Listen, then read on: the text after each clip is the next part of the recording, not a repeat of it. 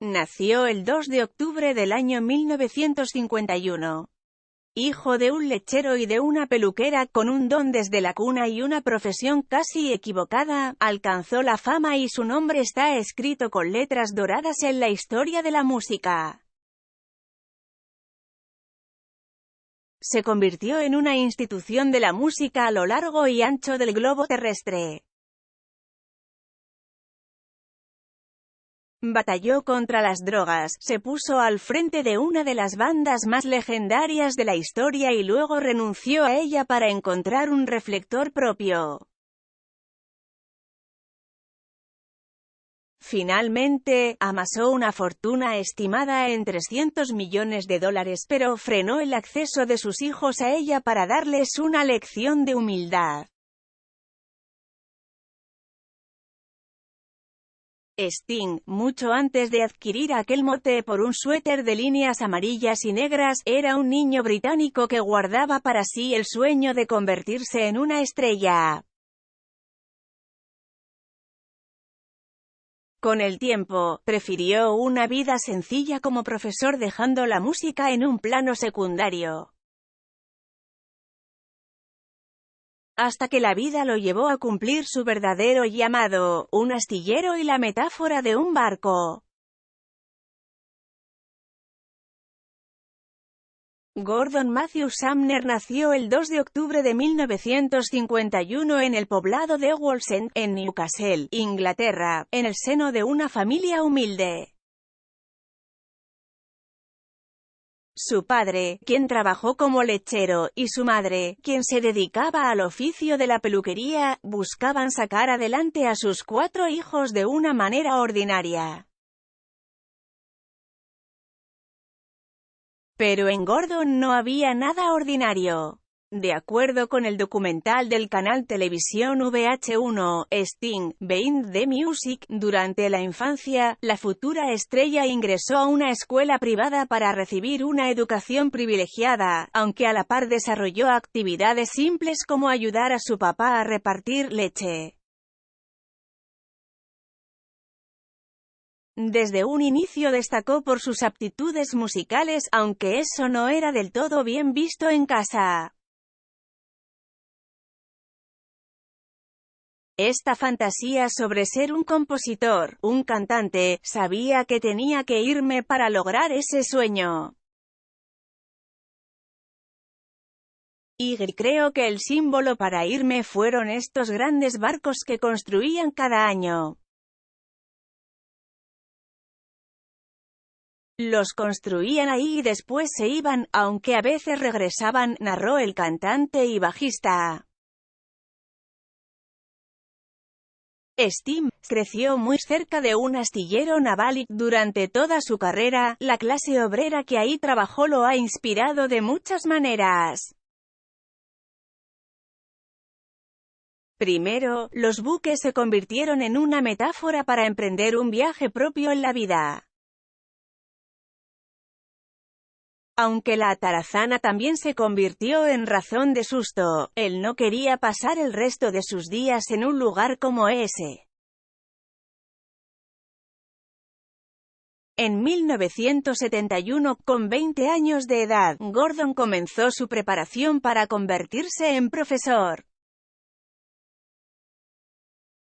Profesión que escogió sabiendo que tendría la oportunidad de dedicarse parcialmente a la música. Incluso, durante esos años tuvo contacto con género musical que definió su trayectoria, el jazz. A través de un amigo, Gordon se convirtió en parte de la banda de Phoenix Jazzmen. Agrupación que tenía la particular tradición de poner un apodo a sus integrantes. Fue aquí en donde nació verdaderamente Sting, pues un día se presentó vestido con un suéter de líneas negras y amarillas. La figura era obvia, lo bautizaron en honor al aguijón de la abeja. A la par, Sting se convirtió en profesor de educación básica, era bueno enseñando cosas que me gustaban. sobre todo música. Me gustaba enseñarles a cantar o incluso a componer sus canciones en clase, recordó en el documental citado. The Police y Londres, la bandera del punk. En Newcastle, Sting tuvo distintos proyectos musicales.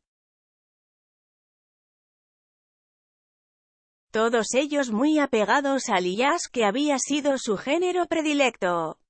La música, según contó él mismo en su biografía Broken Music, siempre había sido su refugio, incluso en los momentos difíciles que vivió en la infancia debido a una infidelidad en el matrimonio de sus padres. En uno de los conciertos que tuvo en 1974, Sting conoció a su primera esposa, Frances Tomelty, con quien contrajo matrimonio 2 años después y con quien procreó su primer hijo. Por iniciativa de ella, la familia se mudó a la ciudad de Londres, en donde el movimiento punk de finales de los años 70 estaba despuntando y la escena artística estaba por despegar. Así, Sting se encontraba sin un quinto, con su nueva esposa y con un bebé recién nacido en la urbe inglesa. Durante esos años, se hizo cercano a Stewart Copeland, quien tocaba la batería en la banda Curved, y a quien había conocido en su ciudad natal por casualidad. Dejé mi hogar en Newcastle con mi esposa y con mi nuevo bebé. Sin dinero ni proyectos, sin contactos ni números telefónicos. En realidad, solo tenía el número de Copeland, recordó el músico.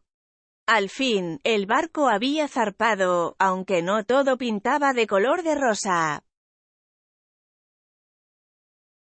Por su parte, Copeland recuerda que cuando puso el ojo en Sting, pensó que él era el boleto ganador.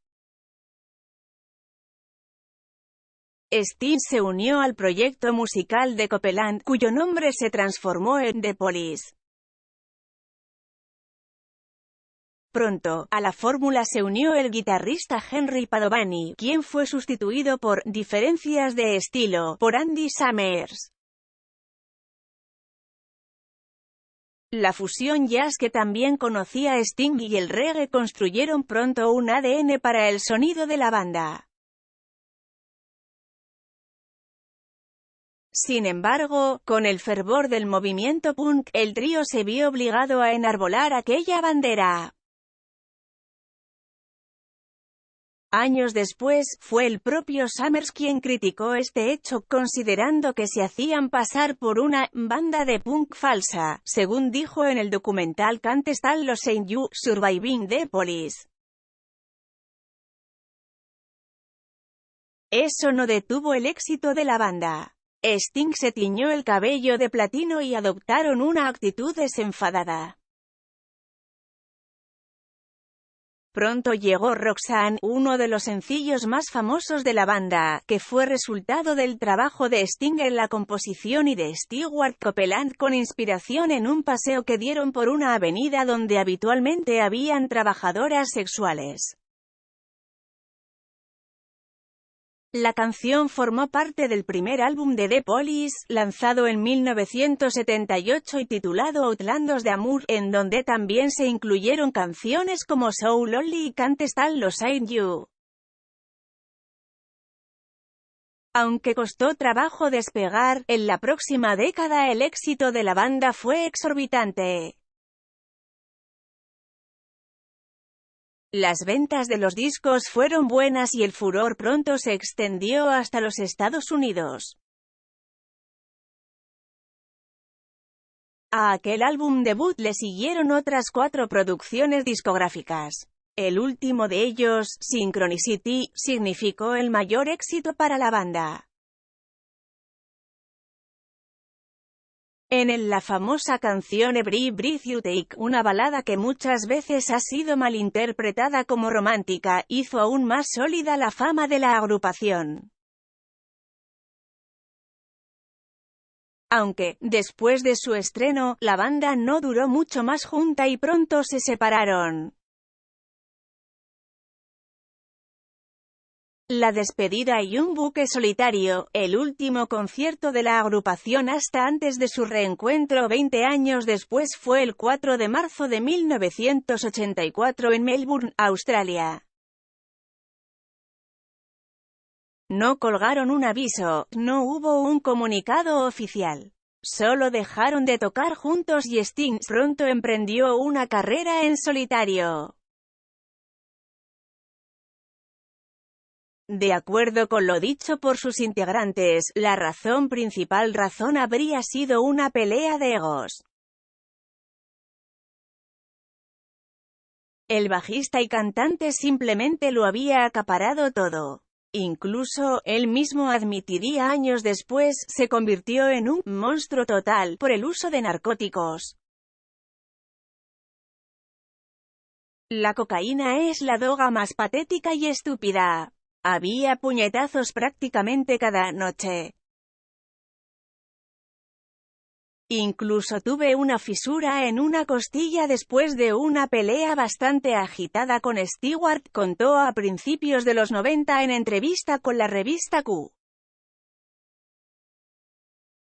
Admitió que se convirtió en un monstruo total, competitivo, arrogante y agresivo. En solitario, Sting logró redimirse. Aunque le costó su primer matrimonio, el pequeño niño inglés había crecido para convertirse en una verdadera estrella que no solo despuntó después de la separación de The Police, sino que logró replicar el éxito y extenderlo a otras áreas como el teatro. Con el trabajo de su vida, se estima que Sting amasó una fortuna de alrededor $300 millones. Misma que, según expresó al Daily Mail, no dejará a ninguno los 4 hijos que aún le sobreviven, no quiero dejarles una fortuna. Tienen que trabajar. Obviamente les prestaría ayuda si me la pidieran, pero ellos tienen la ética laboral que los impulsa a ser exitosos por sus propios méritos, contó, en un esfuerzo por dar una lección de humildad a sus hijos. Después de todo, él no es más que el hijo del lechero que dio el salto a la fama mundial gracias a su talento y esfuerzo.